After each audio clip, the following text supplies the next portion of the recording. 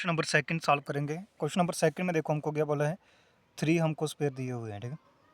First square, second, third, ठीक है। इन सब का रेडियस भी दिया हुआ है। फर्स्ट स्क्वायर का रेडियस कितना है 6 सेंटीमीटर, सेकंड का कितना है 8 सेंटीमीटर, थर्ड का कितना है 10 सेंटीमीटर है। और इन तीनों को हम मेल्ट करते हैं और तीनों स्फीयर को, ठीक है ना, मिलाकर हम क्या कर रहे हैं, ठीक है, नहीं तो एक स्फीयर बना रहे हैं, ठीक है, इन तीनों को मेल्ट करके, ठीक है। इससे हमने क्या किया, एक स्फीयर बना लिया, ठीक है। तो उसी का हमको रेडियस बताना है, ठीक है। समझा कि नहीं, तो हम इसको सॉल्व करेंगे। देखो इसमें क्या क्या हम, ठीक है ना, हमको बताना पड़ेगा, ठीक है। तो जो रेडियस बताना है तो इसका मतलब क्या होगा, वॉल्यूम से हमको पता चल जाएगा, ठीक है। जो इन तीनों का वॉल्यूम होगा ना वही इसका होगा, क्योंकि इन तीनों को मिलकर यही बना है, ठीक है। तो लिखना क्या है,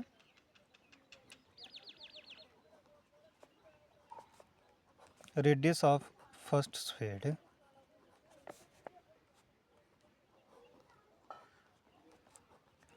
तो रेडियस ऑफ फर्स्ट स्फीयर जिसको हम R1 बोलेंगे, कितना है वो 6 सेंटीमीटर है, जे वाला है। उसके बाद रेडियस ऑफ सेकंड स्फीयर, ठीक है, जिसको हम R2 बोलेंगे, ठीक है। तो कितना है वो 8 सेंटीमीटर है, ठीक है ना। फिर उसके बाद रेडियस ऑफ थर्ड स्फीयर है, थर्ड स्फीयर का जो रेडियस होगा जिसको हम R3 बोलेंगे, और वो कितना है 10 सेंटीमीटर है। तो लिखना क्या है हमको, रेडियस ऑफ रिजल्टिंग स्फीयर है,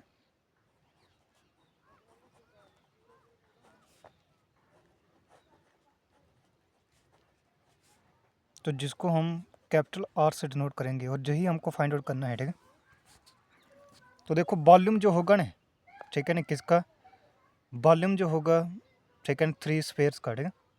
समझा कि नहीं, तो वो रिजल्टिंग स्फीयर के वॉल्यूम के बराबर होना है, ठीक है। तो वॉल्यूम ऑफ रिजल्टिंग स्फीयर है,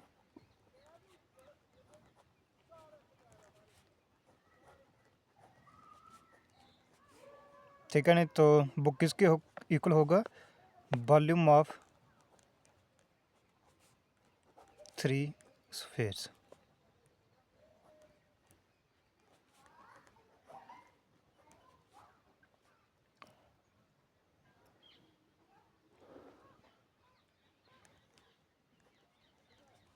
यही होगा ना, ठीक है। वॉल्यूम ऑफ रिजल्टिंग स्फीयर किसके इक्वल होगा, वॉल्यूम ऑफ 3 स्फीयर्स, ठीक है।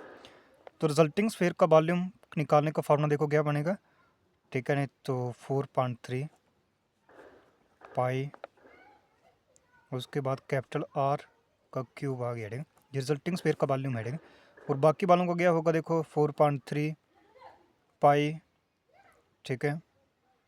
और जहाँ पर देखो क्या आएगा, R1 का क्यूब प्लस सेकंड का भी ऐसे लिखा जाएगा, ठीक है, 4.3 पाई R2 का क्यूब, ठीक है, प्लस 4.3 पाई R3 का क्यूब, ठीक है।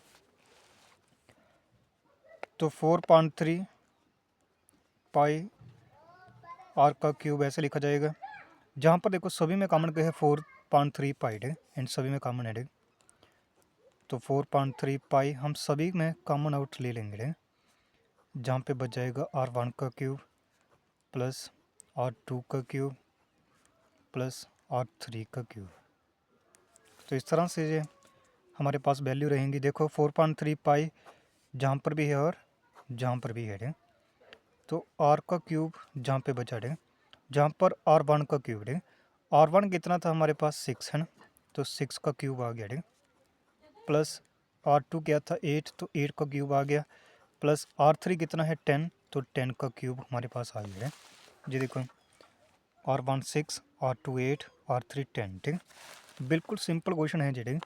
बस इसमें जो फार्मूले यूज़ होते हैं वही आपको आने चाहिए, बाकी सब सिंपल है इसमें, ठीक है।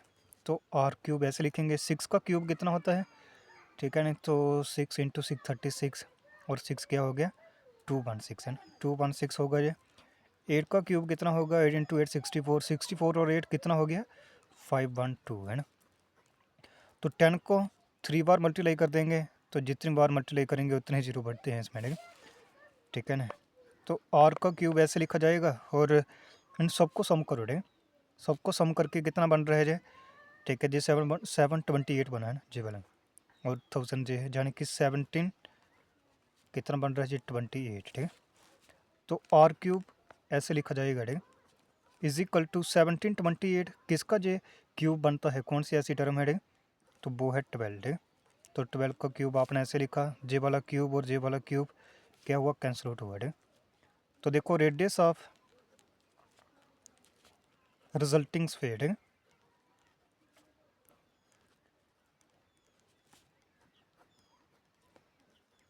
तो रिजल्टिंग स्फीयर का जो हमको रेडियस चाहिए था वो कितना है 12 सेंटीमीटर, यही हमारा आंसर है।